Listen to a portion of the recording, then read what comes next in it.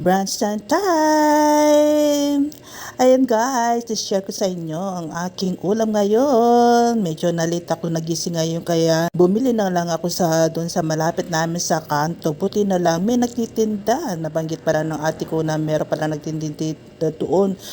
Tagal ko dito nakatira. Ngayon ko lang nalaman may nagtitinda palang ulam. Kaya naisipan kong bumili ako kasi late na ako nagising kanina. Alam naman, late tayong natulog kagabi kaya late ako nagising, so wala na akong time na magluto, lalo na gutom na ako kaya gusto ko na kumain, parang gusto ko kumain ng bangus. Sabi ko sana may tinda sila ng bangus, buti na lang meron na tausi daw ang luto niya, napakasarap kaya hindi ako nagdadalawang isip na bumili. At hindi lang yun guys, bumili na rin ako ng chicharon, gusto ko kumain ng manghang kaya bumili ako ng chicharon na ito ng manghang, hindi ko alam anong tawag nila dito, basta ako chicharon na lang.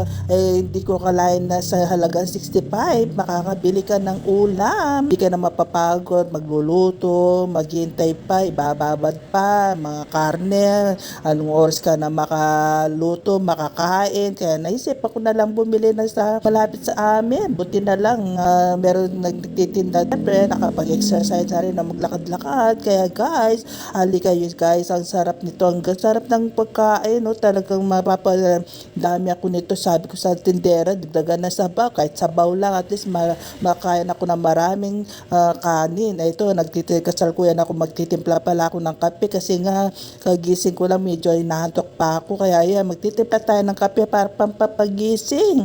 Ayan guys, ayan, nagtimpla ako ng black coffee lang, gusto ko black coffee lang, walang milk muna ngayon para gising na gising ako kasi marami pa akong gagawin. Hindi ko sinatapos yung ginagawa ko kahapon, kaya ngayon tutuloy ko. Pagtapos ko kumain ito, konting pahinga, tapos itutuloy ko naman ang gagawin. Alam naman, araw-araw marami tayong ginagawa, busy tayo, kaya busog na ako ng marami para ganado ako magtrabaho at talagang marami akong magagawa. Kaya ayan guys, nagtimpla na akong kape, linagyan ko na, dinagdagan ko na ng black coffee para gising na ako kasi medyo antok pa ako. Late na kasi ako nakatulog kagabi, alam niyo naman, wala tayong oras na tulog ang gabi, araw-araw, gabi-gabi, kaya niya natulog ko, kaya iba-iba yung oras ng paggising ko. Kaya yan, kape muna tayo para at least gising na gising, ready na. So ngayon, naghihintay ako, yung kanin na lang, kaya yan guys, hintayin ko muna. Total, malapit lang naman siya maluluto, konti lang naman ang isasayin ko, kaya yan, gutom na